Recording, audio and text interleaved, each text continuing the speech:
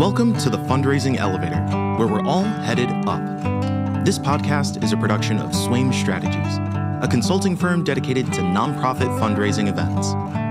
We're coming to you today from the studios of the AV department. Please welcome our hosts, Kristen Steele and Samantha Swaim. Hello, and welcome to the Fundraising Elevator, where we're all headed up. Today's going to be a little bit different format.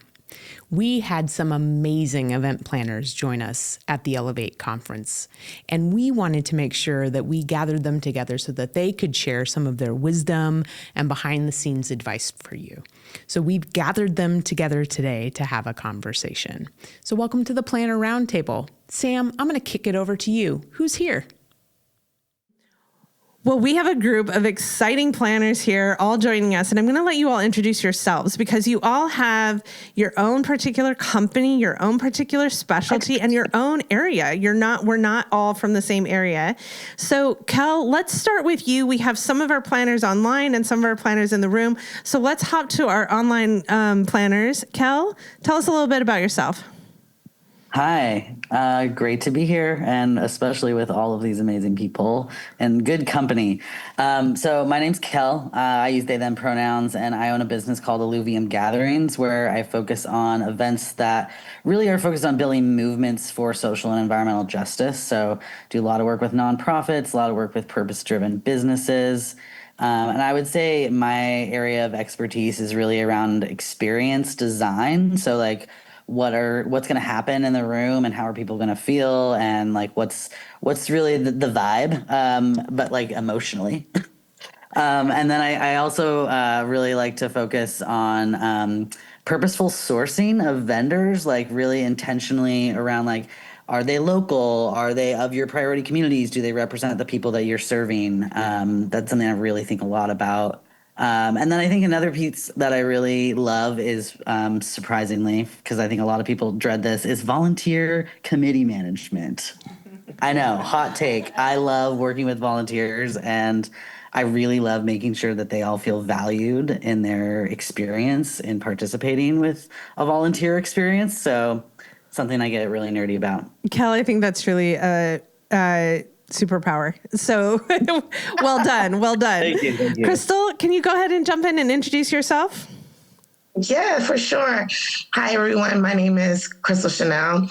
I own Press Release Marketing, and we're a marketing company that really focuses on increasing the bottom line for our clients. So we work with both nonprofits and small businesses. And in that realm, we get a chance to do a lot of events for our clients, whether they're groundbreaking ceremonies or product launches. And a lot in Oregon, we see fundraising and galas and dinners. And so I think year after year, we've just evolved to meet the needs of our clients. This is our 13th year in business. And my superpower is, although we can manage an event and produce events and communicate with vendors and do the logistics and day-ofs, we also create design. So websites, graphics, we handle communications. So oftentimes in this lens, in this current climate, when people are concerned about getting butts and seats, that's our specialty as far as creating some excitement, both online and in person, to make sure folks actually show up to your event, whatever they may be, so that you really can get your message across. And ultimately, if you're a for-profit business, increase your bottom line. And if you're a nonprofit business, amplify your message. I can testify to Crystal's ability to get people with turnout. She was working with a client that in 3 weeks, she filled a room of, I think, 700 people for the NAACP event. It was pretty amazing to see. So kudos to you, Crystal. Beth, let's pass it to you. Hi, I'm super happy to be here. My name is Beth Sandifer. I am an event planner. I focus in fundraising auctions. I only work with nonprofits doing galas that have some kind of auction component. I'm based in Northern California, but I work all over the country. So auctions are my niche. Auctions are my specialty. I love them. I know not everybody does, but I do. And then I also have a second company that I just started in tandem with my friend Bobby D, who is an auctioneer out of New York. That company is called the Gala Toolbox. We're an online resource hub for folks who are planning galas. We have A host of tools available, digital downloads, spreadsheet templates, white paper guides, video training, with the idea that not every nonprofit that's out there can afford to hire an external planner or, bring in consultants. Like there's a lot of folks out there that are having to DIY the gala, and we want to share our combined 40 plus years of experience with you in tools that are really easy to download and start using right away. And if auctions are my specialty and my niche, I think actually my superpower is just unflappable calm. I hear that from my clients all the time, that no matter what weird thing is happening, what crisis is happening, that I never seem like bothered or upset by it. And that in turn makes them feel calm and like everything is going to be okay. And while I don't think I'm patient at all, I like that I project that to my clients. So I will claim that as my superpower. That is a good superpower to claim for an event planner. Matthew? Hello, everyone. So happy to be here. I'm like, do I look at them too? I'm Matthew Kerrigan, and I'm a event planner and designer with the Fundraising event company. And I would say my superpower is trying to match a room with the client's mission and with their intention for what their event is. And that's down to the lighting, to the linens, to the napkins. I think all those little details can help the storytelling. And not saying linens can change the world, but maybe they can. Maybe they can. Maybe that's my experiment. Paige? Hi, my name is Paige Jacobs, and I am the owner of Powered by Paige, where I do event consulting. So I come along with 16 years of doing event management across all different industries and all different types of events. And about a year and a half ago, I realized that my passion is actually to come in along the DIYers and bring a little bit of that professional help to get them over the hurdles that they have. And so I specialize in refining logistics to better design for neurodivergent guests. So bringing in both the accessibility from the realm that we understand and a different aspect of how the brain works. I appreciate that you're focused on that work. We asked you at Elevate to give us your feedback of what we can continue to do to create a more inclusive space. And you're going to join us for a webinar, which I'm really excited about, to be able to think about events from a more inclusive perspective. That was a great elevator pitch, Paige. It was. Like on point. Definitely hard to follow up against. Well, I'm Hannah Higman with Do Good Events, coming from Minnesota. So I'm so excited to be here for my first time. Do Good Events is a nonprofit and corporate event planning company. We do everything from event strategy to fundraising strategy, down to the nitty-gritties of taking the photos of your auction items, to event staffing and kind of everything in between. I would say my personal superpower is that on the spot creativity of here's the problem, and immediately okay, I got a creative solution. I think for our clients, we are the one who lets them be the host of the function. Let them focus on relationships and revenue generation, and we will take care of catering counts, and that table has the wrong amount of food and all of those things that go on behind the scenes.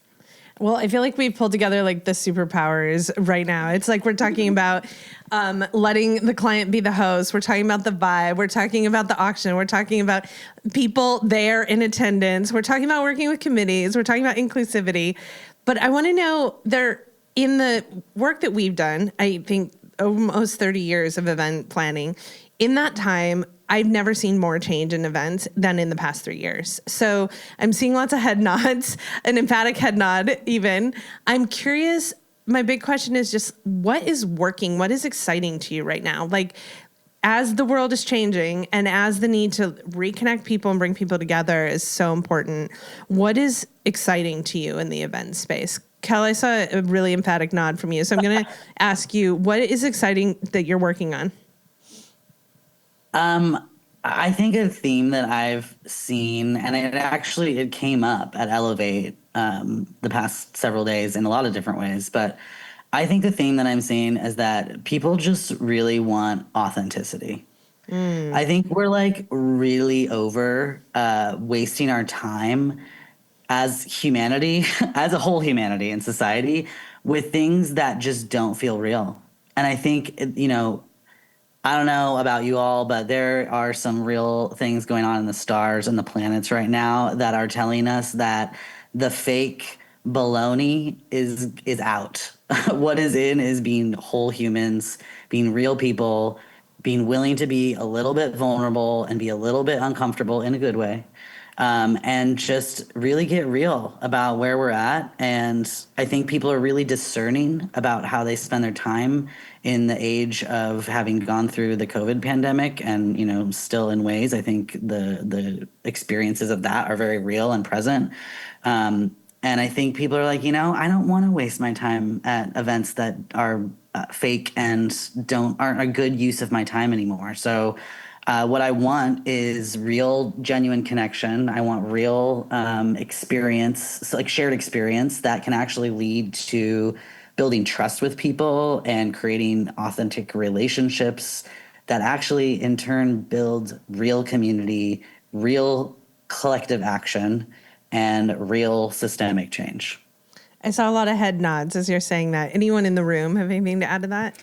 Well, I think one of the things that I hear when I hear that too is I hear a lot of nonprofits going, I don't know if my event is worth the spend. But what I'm hearing more of is realizing the value of events beyond the dollar. Yeah. Of our community needs to come together in so many different ways. And I think events are being valued in a different way.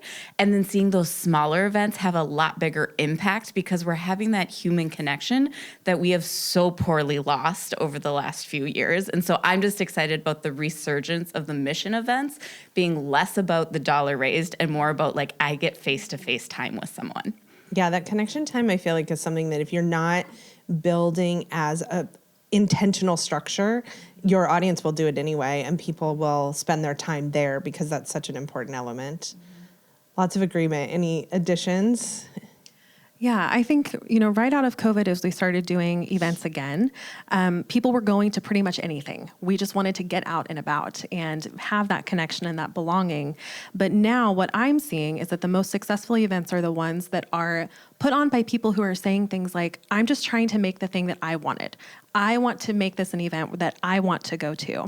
And so when we look at people who are raising funds or doing the small gatherings and even the 500-person gatherings, we still want that element of, do I want to attend this? Whereas prior to COVID, I don't feel like people were thinking through it in quite the same manner. Mm-hmm. It was more of here's the structure of the way that we host this particular event. We've done it the same forever. And now it's, I don't want to sit through a 3-hour program, do you? And it's just a different approach.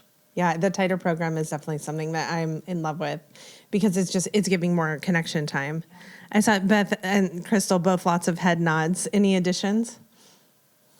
I definitely agree. Things that I'm seeing and that I enjoy seeing is I love seeing a different use of language, language that is really positive and asset-based and just centering on the work. And that's been really fun to see folks incorporate that into their events and really actually connect with their donors before this big major event and find out what donors want. Sometimes they want cocktail hours at their house. Sometimes they want to have a seminar that supports the missions that they're already doing. Case in point with the NAACP, we did not do the major annual Freedom Fund dinner last year. Instead, we did fireside chats highlighting donors, various donors at each event, and they were able to actually talk to our members, to our community, and to other donors about what their initiatives are. And they sponsored that fully. So we were doing events that cost less, that were more impactful, and that was using language to say, here are the services that we provide, as opposed to here's a community that's underserved. And so I've been enjoying that work and it's been more rewarding. And now we feel really excited to have a big event because we've connected personally and intentionally with the donors and the community and put them in a room together, not just for fundraising dinner. I resonate with what you're saying because I know Kel's in the middle of doing something similar, kind of taking a big concept and turning it into smaller concepts. And Beth, I saw you doing a lot of head nodding. What's exciting to you, Beth? Well, I mean, I think Cal hit it on the head with authenticity. I think that's what people are wanting to see. And, that sense of creating community. I had an event just this past weekend. It was a 2-night event, which is kind of a complicated format, but something had happened within the community connected to that event on Wednesday of last week. And it was a Friday, Saturday event. And there was a real concern. And I won't say what it was, but I will say that it was at the level that a crisis PR person needed to get brought in to sort of help navigate the organization through the situation that was happening. And it was, oh my gosh, the timing of this right before their big annual fundraiser is terrible. But what ended up happening was one of the events was more lightly attended than we had initially, thought it would be. But the people that were there, they needed to be together as a community in that moment, gathering and just standing shoulder to shoulder with their people. And it turned into actually a really beautiful weekend and smashed our records. It was great. And, all of that, it was financially successful, but it really was that community coming together in a time of crisis.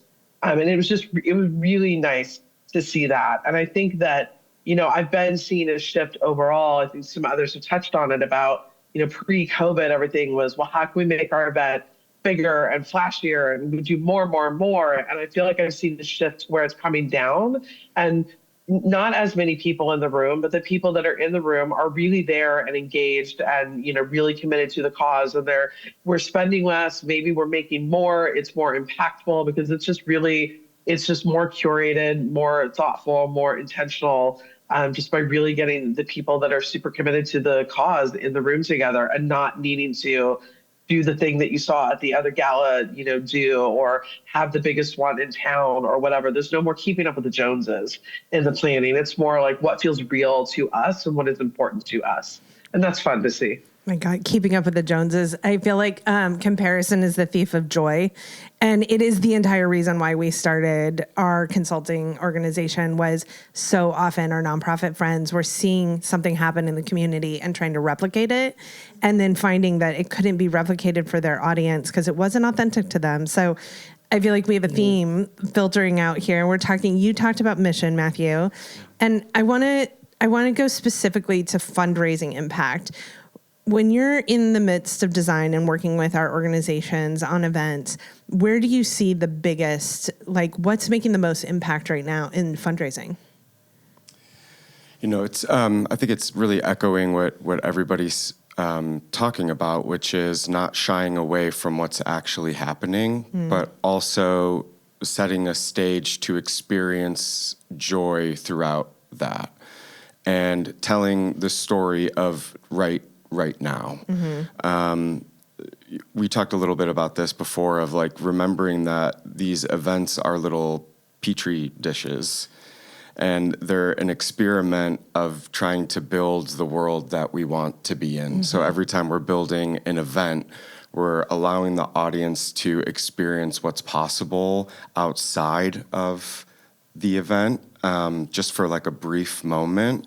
And if we set the stage for that, we are able to fill the cup up of people, and we're thinking about way beyond the event. So we're setting up the audience and the guests to feel something that is gonna keep their battery going for a little bit. And I think that inspires giving. But it's that honesty of the moment, I think, is really what we're seeing. I couldn't agree more. I think that we are in the nonprofit space seeing that the need to bring people into that authentic relationship, but feel a sense of joy and hope and that they can be a part of it. I'm also seeing the regional differences. And Beth, you're in the Bay Area in California, and Hannah, you're in Minnesota. Is there something right now that's working when it comes to fundraising in your community? Yeah, such a good question. I think one thing you really inspired me as you were talking about, I feel like we are in a time and a moment in the last couple of years where every day I wake up and I'm like, what's going to happen today? What's the headline today?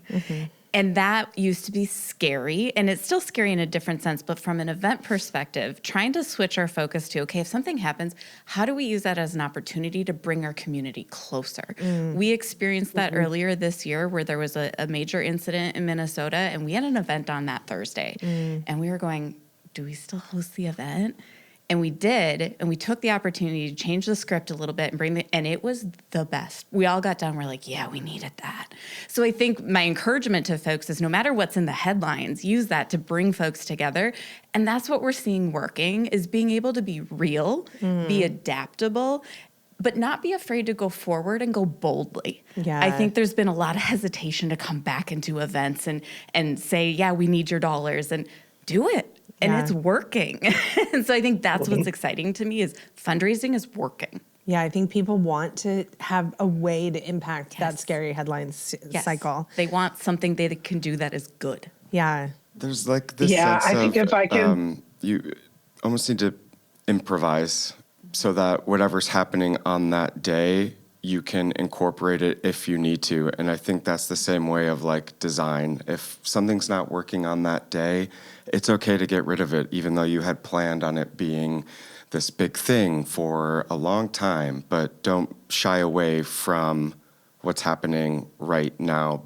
And that is what brings people in. I agree. You got to meet people where they're at. And sometimes it's even finding a little humor where it's appropriate. And I will give back to an example of in 2020, when the toilet paper was missing from everywhere, we had an auction that put a piece of toilet paper in the silent auction, and that toilet paper sold for $600. So I also think there is opportunities where we can take these moments and go, where could we find some humor in this? Or how could we tie it back to our mission or our fundraising in a way that makes it really relevant to the time that we're in? Kel and Matthew both just did an event this past fall together that it's an event that focuses specifically on the food community, and SNAP benefits had cut off because of the federal shutdown. And at the last minute, they made an addition to have a call to action for folks to bring donations to help fill pantries. So I think that like need for responsiveness is such a powerful impact. I'm curious about you, Beth. In the Bay Area, you're surrounded by wine country, and you do so many beautiful events in the wine community. Is there something that's really like impactfully working right now?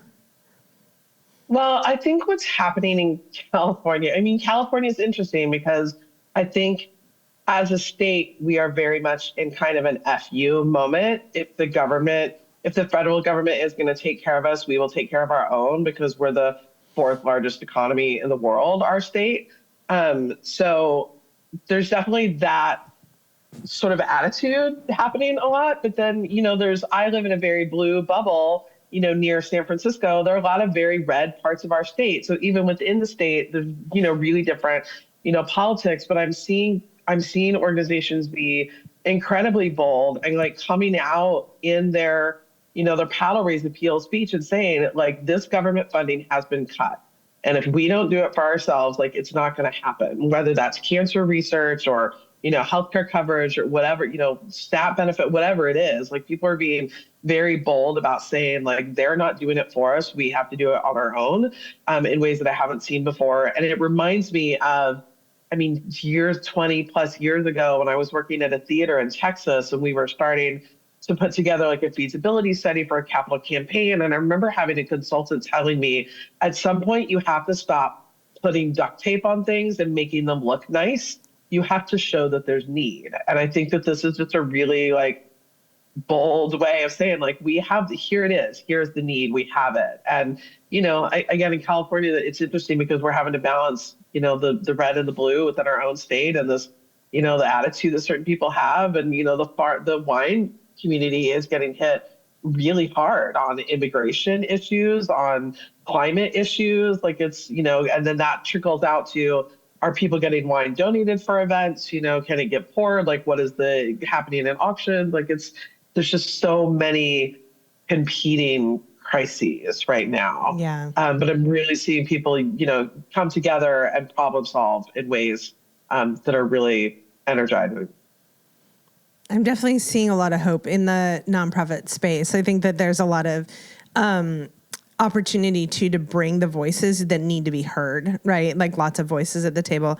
Kel, I saw you like almost go to respond to that. So I want to give you the space to respond. Thank you.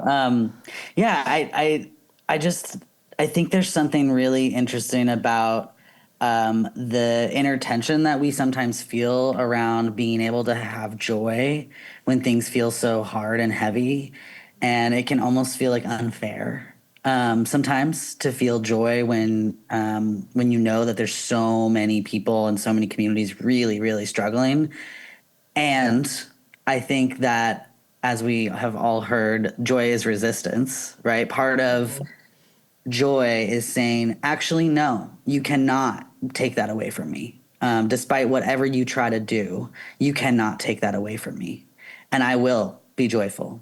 And it's like this almost like this. That's what they want, right? They want us to feel bogged down. They want us to feel burdened. They want us to have all of our joy taken away so that all we can do is follow what they want us to do, like the robots that they wish we were. But we are not going to do that, right? And actually, at Taste, we did have a really, we took a second to be like, is it insensitive to share and have this extravagant, fancy meal that's all about a lot? It's I wouldn't say excess, but it's a lot. It's a lot of food. It's a lot of stuff, right? That we're all enjoying together. But no, absolutely not. It was so wonderful to have that. We needed that. We absolutely needed that opportunity to feel like we were all being held and taken care of, and being treated as we were all special, like really special. That's what we were hoping for.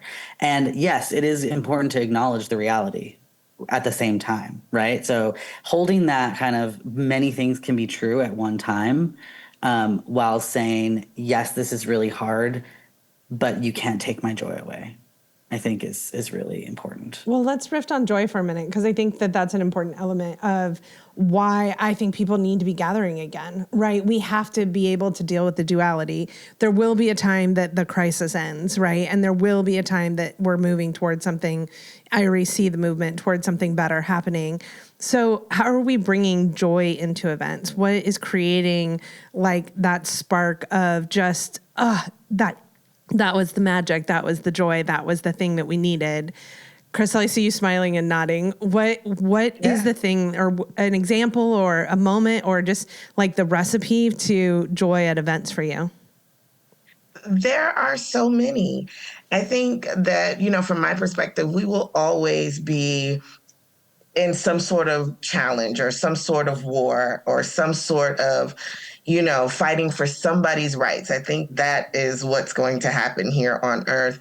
And every generation has their their plight, their own battle.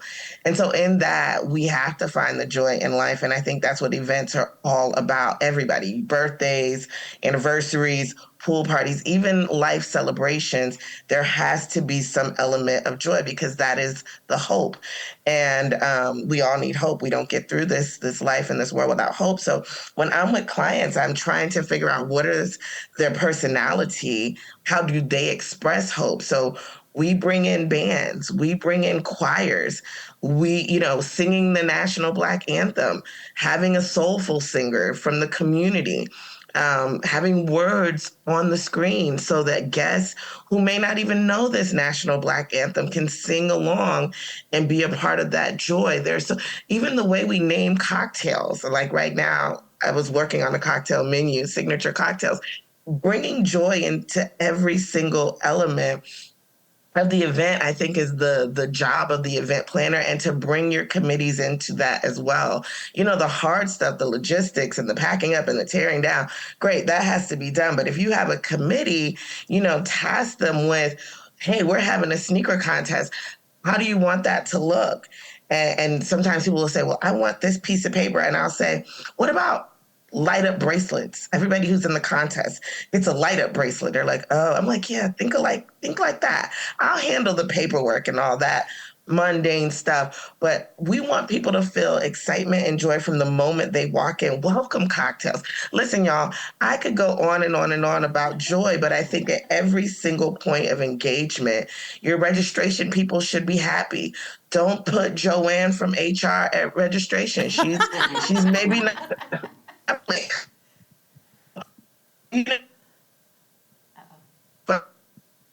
Crystal, it sounds like we lost you for a second there. You ended with like a good punchline though, and then you froze. So we got the fact that Joanne from HR, who might not be so happy at registration, should not be at registration, and every touch point should be a key element of joy. I'm turning to you, Paige. Where do you find joy in your gatherings? Yeah, so I find a lot of joy in the little person-to-person moments, like the single interactions. Mm-hmm. And I think we can have, and it is so important, like Crystal was saying, to have all of these pieces that remind us to come back to joy. But a thing that I like to bring to my clients' attention is like training your volunteers, training your team to be mindful of the little moments. Those moments that make your guests feel seen on an individual person-to-person level. And I'll give an example from Elevate yesterday. Mary from the Fundraising Event Company, she and I have gotten to know each other a little bit over the last year. And on halfway through day 2, I said hi to her and she looked at me and she goes, how are you? I was like, I'm good. You know, my eyes are big and I'm like, there's a lot happening. And she goes, do you find that you might need a minute? I'm like, yes, I do. And she told me about a quiet space that I could go for 20 minutes. And I just like went up and took some time and came back down and gave her a hug and was like almost tearful. It was like, you saw me in that moment. You saw that I needed something. And I think that moment of that guest needs something, whether it be a light up bracelet because man, they're feeling left out, or like, you know, this person isn't eating their food. Did you get enough to eat? It's like cultivating those little moments of connection and feeling seen so that they don't stand out in a bad way, but they're actually that felt sense of being seen and safe. Yeah, I think that's a value add, and it dovetails right into what Hannah was saying about when we allow our clients to be the host and to be the guest. I think being present, like that moment requires being present, and I think that you do that so well when you're bringing people together is the ability for the organization who's so nervous putting together their big night to have resources around them. What's the like impact of that for their guests to experience joy? Yeah, well, and one of our planners, one of my favorite things she started doing with her clients is she goes, I want you to schedule time to step back in the ballroom and see what you did. And I was like, oh, that's power for a girl. Like, good job. Uh-huh. And she does. And what's been so cool is then at the end of the night, that moment of joy is that director of development that goes, you were so right. I stepped back and I saw what was happening in this room. So I think creating that moment to take a pause. And then one of my favorite things that really we've been encouraging our clients is not only how many hands can you shake, but who are you introducing in the room? Because that's what they're going to remember you for. Yep. You might say like, oh, it was so great to have you here. But hey, have you met so-and-so? And I've experienced that here this week of, hey, did you meet this person? And I'm walking away going, I met all these incredible people and I will never forget this moment. And I think that's what people want at your event too, is they're coming because they want to be in community. So how do we encourage and look at, oh, this person really enjoys this, and how can we be collaborative in introducing folks? I have one of my favorite event experiences ever was because of someone like that, because he worked the room to make sure that every person felt hosted and connected. And he's so good at like little memories that he'd be like, you're from the Midwest. You've been to the Midwest. You should talk to each other. Like he would remember little things and connect those people. And it was just such a gift as someone who sometimes I just like need to introvert for a minute. It was such a gift to have someone do that labor, right? To lift the sort of connection tissue for me, to make me feel like, oh, this is my place and I have a sense of belonging and connection. And just break down that wall for a second and give us something to talk about. Because that's the hardest part of meeting someone new is the getting past the, how's the weather? How was your weekend? Right. Like you give us a little something with some more meat that we can talk about. Well, I'm curious about introvert extrovert. So I feel like in the event planner space, we work with, especially with fundraising events, we work with a lot of auctioneers that tend to trend toward the extrovert end of things. But in the event planner space, sometimes I find that it's a safe, comfortable place to be a planner because of introvert, right? There's a lot of us in the introvert space. Priya Parker just had a podcast episode she released where she said 78%, I think it was, or 80, almost 80% of the people that she interviewed for her book were planners that identified as an introvert. Is there, I see lots of head nods, so I'm going to actually ask the question in verse. Is there anyone that would identify as an extrovert? I'm both. Both? Definitely both. I'm An a closet ambivert? introvert. Yeah, You're a Like, closeted introvert? I come across like I can be, you would think, an extrovert, I think, but that takes work for me, where I would much rather, and I think that's part of what you're touching on is like, I want to set the stage and then kind of step back and enjoy people enjoying being in the space. Yeah. Well, I think that we have this like secret power, right? In that we can, as a planner, we can see the details, we can see the things falling into place, what needs to happen. We can see down the road about what's about to happen. But we also have like a comfort zone being there, right? If that's a safe space for us. I think that sometimes that's helpful for the client to then actually be able to participate fully and to be able to have all the support they need to feel comfortable hosting. I'm curious about your like words of wisdom for all of our nonprofit friends listening. Beth, I'm going to turn to you first. For all our nonprofit friends listening who are thinking about whether or not to engage a professional in their event support, why do you think nonprofits should have that kind of support? Well, I mean, I'll give you the pitch that I give to my clients. It's that I think as a nonprofit, your most important job is to really cultivate and steward your relationships with your donors and sponsors. I can do all the grunt work. I can do all the admin stuff. Like, hand all the non-relational activity off to me so that you can focus on the relationships that you need to maintain with your donors and your sponsors. Couldn't agree more. I think, Crystal, you have that experience in your history of events where you've really been the game changer for an organization. What becomes possible for your clients by having the support behind them? Again, they get to be a visionary. They get to say, I want this, that I want flowers, I want placards, I want, trophies. And then they get to stand back and enjoy it. They get an opportunity to really connect and promote their work. I think it's a missed opportunity if an ED or a CEO or a founder is setting up centerpieces when you really need to be connecting with this guest list that you've carefully curated. And that is something that me as a planner, I cannot do. And that gives you an opportunity to do it. So you see folks being more impactful. You see them deepening their relationships. You see them getting an opportunity to figure out better collaborations. These are things that you can do when you have a planner in place. Well, I know we all were just spending the week with a lot of nonprofit friends. We have a lot of nonprofit friends tuning in. So we're going to take a short break. But when we come back, I want to ask you all about kind of your takeaways and what you saw in Elevate that might be sort of little insights or lessons for our nonprofits. So we'll be right back.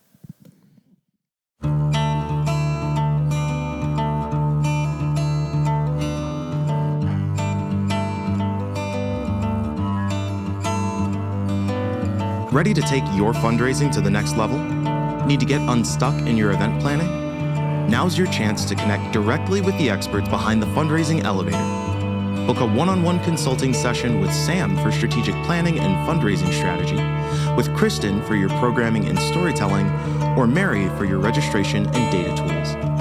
They're here to provide you personalized answers to all your event questions. Don't wait. Raise more at your next fundraising event. Book your session today at swaimstrategies.com. You can also find the link in our show notes. Change. It doesn't happen on its own. It happens on purpose. Thanks to nonprofits that believe a brighter future is not just possible, but needed and deserved. And that connect people to causes and turn moments of generosity into movements. That's why Bloomerang is built for purpose. To raise the bar on what's possible and help every act of giving lead to more. Because when the bottom line is a better world, no goal is too lofty. Bloomerang, built for purpose. All right. Welcome back to the Fundraising Elevator. We were all just at Elevate, and part of the goal of that conference is to bring our nonprofit friends into a space where they can feel a sense of a little inspiration and maybe a little bit of skill building around their event, and try to sort of bring the to-do list down and bring a little joy and hope and inspiration into their work. I'm curious. I always am someone who walks away with as much information as I'm trying to bring. I'm curious if there was anything that you took away from the event that you felt like, oh, this is something that's just really sticking with me. Hannah, your head nodding. So I'd love to start with you. Well, I'm laughing. I have literally 8 pages of notes that last night I was like, how do I bring any sense to this? But one of them that I'm going to pick one because many are going in my brain. At big letters, I wrote, stop pitching, start connecting. And that was stated at one point. And that really stuck with me as to how we're doing sponsorships and how we're creating events and really changing that perspective. And there was such a theme of storytelling and community-based storytelling and things that maybe I don't think in Minnesota is strong as conversation as what I'm hearing here. So I'm really taking that back to Minnesota is how are we telling our stories? But this stop pitching, start connecting is really sticking with me hard. I love that. I think that might have been Clay Buck. So. Yeah. It was in bold letters across my notes. So. I love it. Paige? I think there was a lot of conversation at Elevate about approaching sponsorships and your events with less fear and acknowledging the fear, but moving past it with curiosity.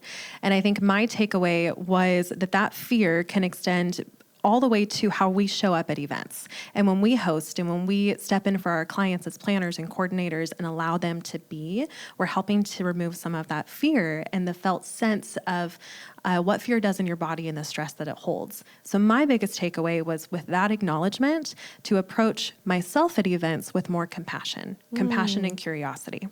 Oh, I appreciate that. I'm like just the worst at even remembering to have a drink of water at an event. So having more compassion feels like that would be a giant leap. A needed one. Kel, what did you take away?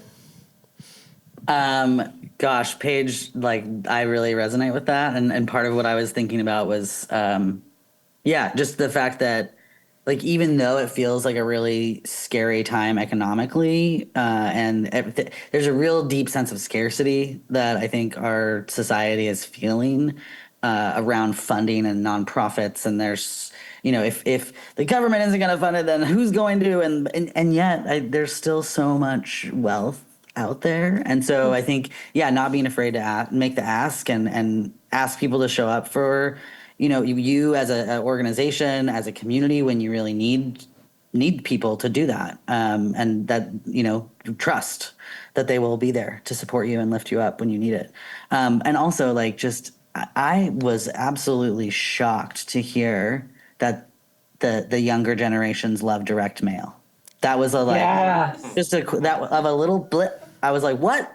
No way. That's not real. I believe it, but I was shocked. Yeah, that was Stephen Screen. He has so much data about understanding mail, when to use it, how to use it. It's always so compelling to me. And one of the things that he talked about with that piece is that it's become a novelty. The direct mail has become a novelty. And so when it comes to the invitation of an event, what I hear so many of our organizations focus on right now is their digital presence, the website, is it the right email? And yet I often find that the hard copy, pretty invite in the mail, professionally printed, that says you are invited, gets a bigger response rate still. So I do think there's value. So thank you for that, Kel. Good pull forward. Beth, what are you taking away with you? I also have several pages of notes that I took over the couple of days, but I think that for me, it's a lot of it is still sort of settling and I'm processing everything because it was a lot of information. But, I was at the first Elevate and have been at other, it's not my first rodeo with Elevate, but I had taken a couple of years off and came back. And I think what I'm walking away with more than anything is it just felt so energizing to be in a room with so many people who were thinking like-minded and were interested and curious and wanting to grow and learn and be better. And it reinforces for me the sense, we've talked about the sense of community within individual organizations, but also for ourselves as professionals in this industry. Like, you need community around you to lift you up when you need it, or to bounce things off, or to reality check you, or whatever it is. Like, that community is so important. And I think that right now, again, while everything is, all the information and the data points and everything are still settling, I just feel really energized by being back around a community that's so invested in, really doing right by the organizations that we work with. And it just feels really good. One of my I'm in the favorite things glow you just still. said is, while the data points are settling. I so appreciate that you view the world through the data points, because I think there's so much for us to learn in going back and looking at our data, looking at how people participated, what their engagement levels were. And that's something that I always take away, Beth, when you're teaching, is that value of understanding beyond just who your winner was, and understanding how your whole audience is engaging throughout. So thank you for pulling it back to the data. Always. Crystal, this is your third time being at Elevate. You were our MC last year at Elevate, an incredible MC for us. Thank you for doing that work. You joined us again. This time you were taking lots of notes, but you got to be in the audience perspective. I'm curious, was it different for you? Did you have different takeaways, being that you didn't have to also be wearing multiple hats? Yeah, no, first of all, I adore Elevate, and I really feel like planners should not miss this conference. It should be something you do annually, even if you have to appear virtually. And it was really amazing to be in the seats and take notes. I, too, took a lot of notes. But one of the things that stuck with me the most, and I'm currently reworking how we even present to clients based on the information that Frank Velasquez gave, in the hood, I think it's his brand, his organization, but really how you align diverse voices. And so when I come into a space with a client, there's myself, who's the outsider, the contractor, there's the board members who probably, endorse this work, that also are involved in the planning. And then there's the staff, and then there's the ED, or whoever is in charge of that nonprofit. And we all have a different lens. And usually I come in with here's the checklist, who does what, let's get this settled. I think it would be a nice and warmer approach if I were to come in with, how do we align these voices, and reminding folks that two things can be true. You could love your digital stuff, but yes, let's get that direct mail in the mailbox, because that creates joy. It really is a touch point of joy, and creating some agreements between us so that we can feel really good about the work that we did at the end of this whole thing. So I really enjoyed the framing that Frank lined out. It's going to stay with me for a while and really change how I do things. And I'm excited to see how it's received, because sometimes you really do just want to get to work.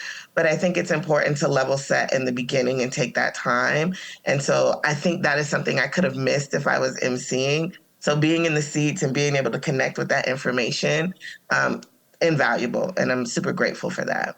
Yeah, you brought a frame that is, I always love a good frame, a good structure. Like, oh, now I see how this all lines up. And he brought the ORID frame, ORID. Yes. And Yes. I, similar to you, Crystal, I hadn't heard it before, but I was like, oh, taking that with me, because let's dive in there and learn more about that. So it was a great session. We always appreciate Frank's work. Matthew, what was the takeaway for you?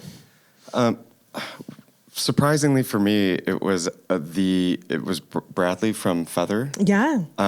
It's that there's these tools and platforms out there, but when we're able to put a face to it and connect with someone, it changes. It's not just Feather anymore. Yeah. Then there's a personal touch to it, and we're asking all of our clients to do that, and I think sometimes we forget to do that on our own. Yeah. And I loved, I'm not a very data-driven person, but I love his approach. It felt like very digestible, tangible, and just this reminder that there's all these amazing people out there that want us to do well, that like want to see us succeed and want to see these nonprofits use, like, let us do the heavy lifting on the data. Like, I was like, oh, the way we're the event planner, there's people out there doing these platforms that are doing the same thing. Yeah. And I loved his talk. I'm still trying to process some of it because I don't really understand, but I do a little bit. But I'm intrigued. It made me intrigued because I want to be armed with all of the tools to be able to offer to the client and say, this sounds like this would be a great match for you. And I now have a face to some of these platforms and tools. It's interesting because he was talking about digital marketing. And the thing that I always take away from any of the feather teachers, we've had so many of the feather teachers partner with us, is that these are tools that are being applied in a commercial sector, right? That these are tools that we're experiencing every day. Like last time you were shopping online and you got a reminder that you didn't complete your purchase and don't you want to come back? And now it's all over your feed saying, you didn't buy those shoes, come back for those shoes. And the shoes follow you around the internet until you buy them. Well, our missions can be doing that as well. And that's the thing that I feel like, yeah, these tools should be accessible to the nonprofit sector. That the cart abandonment moment where I'm about to make a donation and my credit card is not in the same room, and now I get distracted and I don't make the donation, that reminder should be a tool that can mobilize people. So we always appreciate the fact that there's a lot of new research and new skill, new tools coming into the sector. So, and I think something he brought up too was like, I think nonprofits feel like, oh, I'm bothering someone if I do that. Right. And I don't want to, it's going to be too much. And I feel like what he was saying is, no, that's just where we're at. And that's the tool that you need to access because everybody else is doing it. So you have the right to do that. And you're not going to be bothering them. Those shoes didn't think they were bothering you. Get the shoes. Just get the shoes. Well, and to that, I think we're so used to seeing the shoes in the commercial that when we do see our mission pop up, it stands out. I have a client that is somehow doing it correctly because I literally was going, how are they at the end of every TikTok video that I'm watching? Like their stuff keeps popping up. But I love it because I'm like, I would rather see stuff about the zoo than those shoes.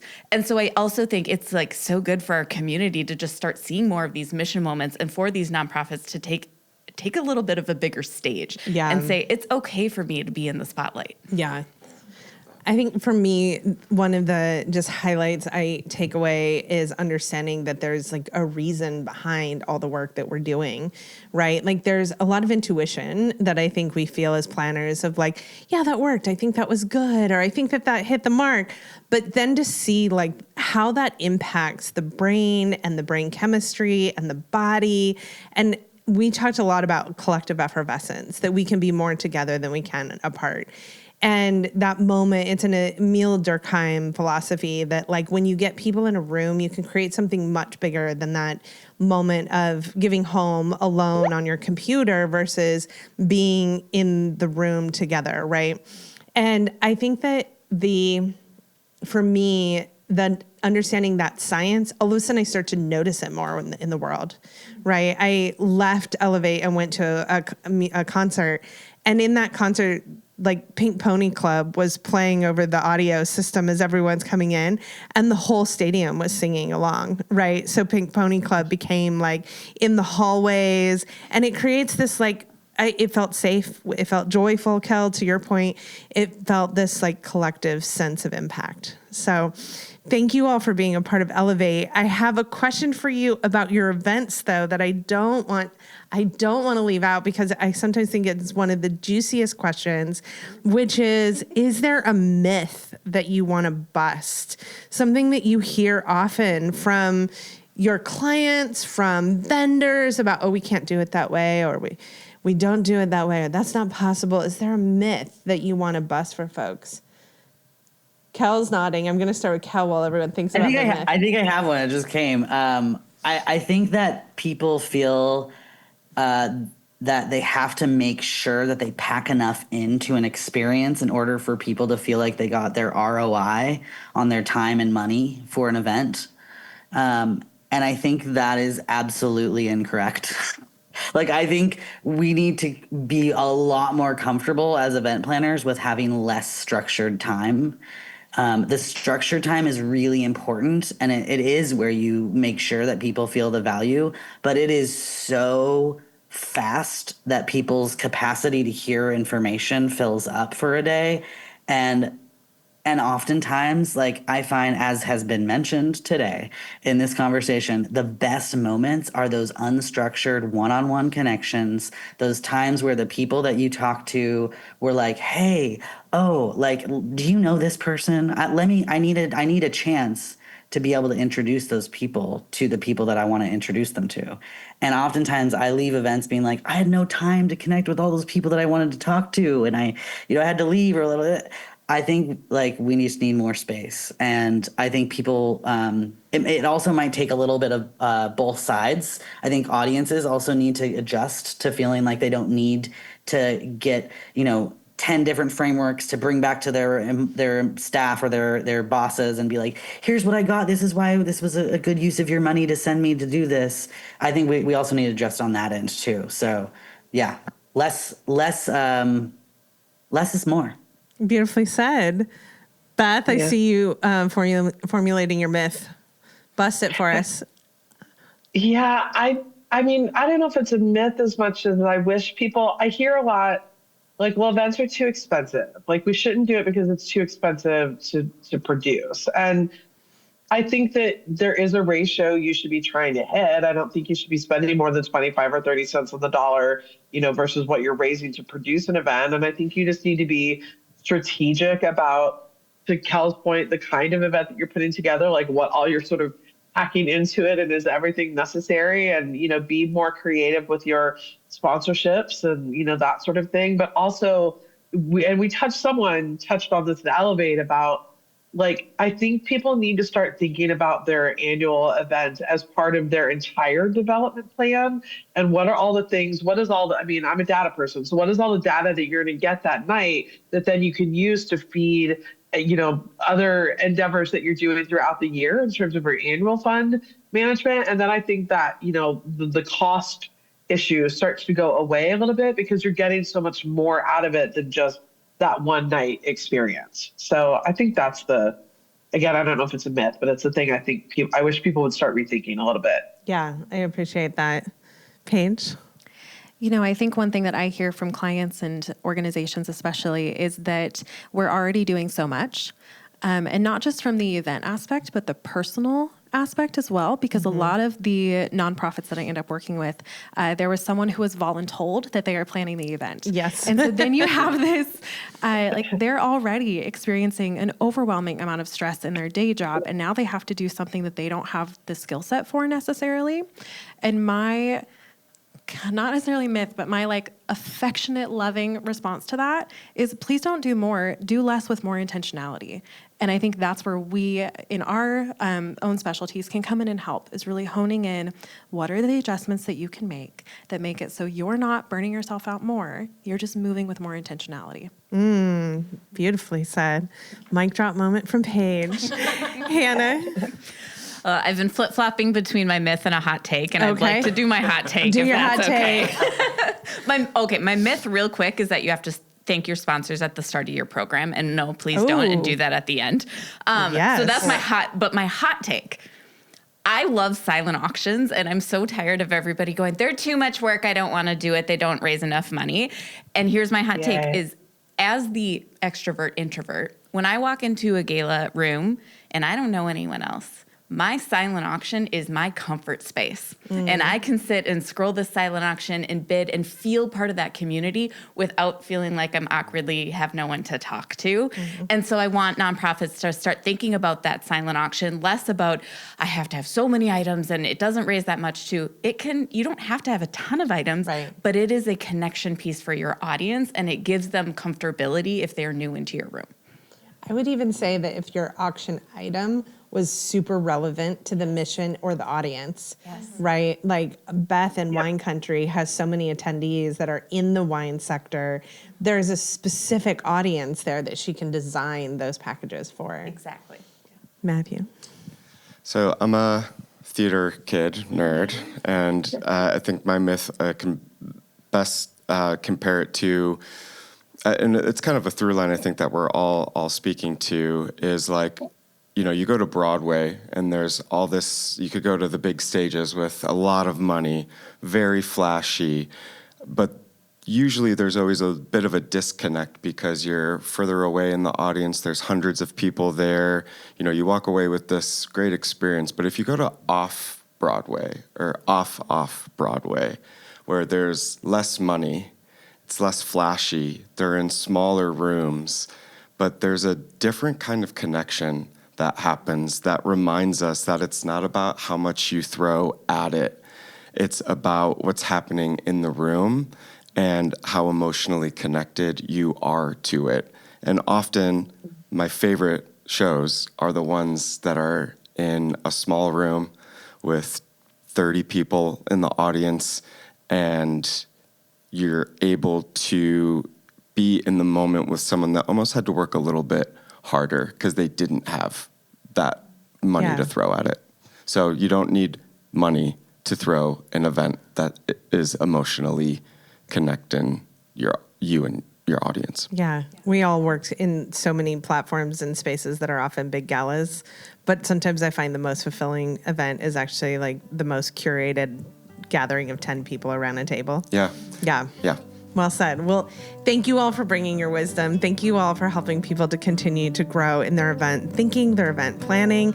We appreciate you all being at Elevate and being a part of the past couple of days, and then being willing to share out with the rest of our audience. And thank you for joining us at the Fundraising Elevator. Thanks for having us. Thank you. The Fundraising Elevator is produced by Swaim Strategies at the studios of the AV department. The program is produced and directed by Steve Osborne, with audio engineering and original music by Dwayne Anderson and Heidi Christensen. Video production by John Collier. Graphic design by Pendulum Creative Group. And voiceover by Josh Boykin.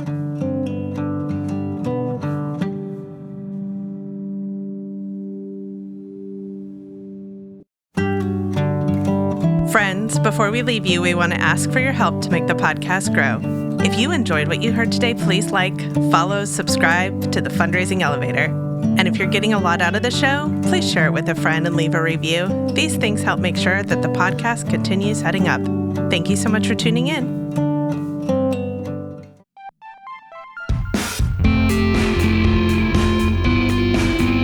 Are you ready to engage supporters and grow your base with your own podcast? Then let us introduce you to our partners at the AV department in Portland, Oregon. In addition to delivering exceptional live event audiovisual production and videography, they also have a top-tier production studio and an expert team ready to take your content ideas to the next level. Contact the AV department to schedule a consultation and start bringing your podcast vision to life.